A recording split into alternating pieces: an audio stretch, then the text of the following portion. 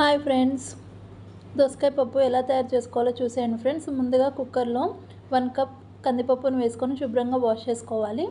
దోసకాయ ముక్కల్ని కట్ చేసి వేసుకోవాలి. కొద్దిగా కారం వేసుకోవాలి. కొంచెం అల్లం వెల్లుల్లి పేస్ట్ వేసుకోవాలి.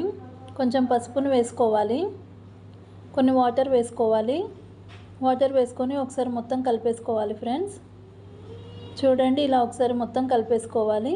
ఇప్పుడు కుక్కర్ మూత పెట్టేసుకొని స్టవ్ ఆన్ చేసుకొని కుక్కర్ స్టవ్ పైన పెట్టుకోవాలి. 2 విజిల్స్ వచ్చేంత వరకు ఉడికించుకోవాలి ఫ్రెండ్స్. 2 విజిల్స్ వచ్చాక ఇప్పుడు స్టవ్ ఆఫ్ చేసుకొని కుక్కర్ విజిల్ అంతా పోయాక మూత తీసి చూస్తే చూడండి, మనకు పప్పు అనేది మంచిగా ఉడికిపోయింది. ఇప్పుడు కవ్వంతో మొత్తం రుద్దేసుకోవాలి ఫ్రెండ్స్. చూడండి, ఇలా రుద్దుకొని పెట్టుకోవాలి. ఇప్పుడు స్టవ్ ఆన్ చేసుకొని పోపు కడాయి పెట్టుకోవాలి. అందులో 1 స్పూన్ ఆయిల్ వేసుకోవాలి. ఆయిల్ హీట్ అయిన తర్వాతకి కొంచెం జీలకర్ర వేసుకోవాలి. కొంచెం ఆవాలు వేసుకోవాలి. కొన్ని ఎల్లిపాయలని దంచి వేసుకోవాలి. ఎండుమిర్చిని కట్ చేసి వేసుకోవాలి. కొద్దిగా కరివేపాకును వేసుకోవాలి. కొంచెం పసుపును వేసుకొని ఫ్రై చేసుకోవాలి ఫ్రెండ్స్. చూడండి, పోపు మంచిగా ఫ్రై అయిపోయింది. ఫ్రై అయిపోయిన తర్వాత ఇప్పుడు పప్పులోకి వేసేసుకోవాలి.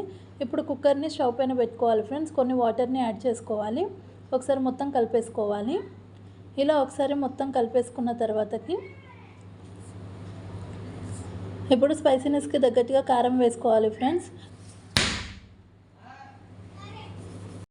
రుచికి సరిపడా సాల్ట్ వేసుకోవాలి ఫ్రెండ్స్. ఇప్పుడు కొంచెం ధనియా పౌడర్ వేసుకోవాలి. కొద్దిగా గరం మసాలా వేసుకోవాలి. కొంచెం జీలకర్ర పౌడర్ వేసుకోవాలి. వేసుకొని ఒకసారి మొత్తం కలిపేసుకోవాలి ఫ్రెండ్స్. ఇప్పుడు పప్పుని మనం మంచిగా మసలబెట్టుకోవాలండి. చూడండి, పప్పు ఇక్కడ మంచిగా మసులుతుంది కదా. ఇప్పుడు ఫైనల్గా కొత్తిమీర వేసేసుకొని ఫ్లేమ్ సిమ్లో పెట్టేసుకొని ఇప్పుడు స్టవ్ ఆఫ్ చేసేసుకోవాలండి. అంతే, ఎంతో టేస్టీగా ఉండే దోసకాయ పప్పు రెడీ. నచ్చితే like, share and subscribe to my channel friends.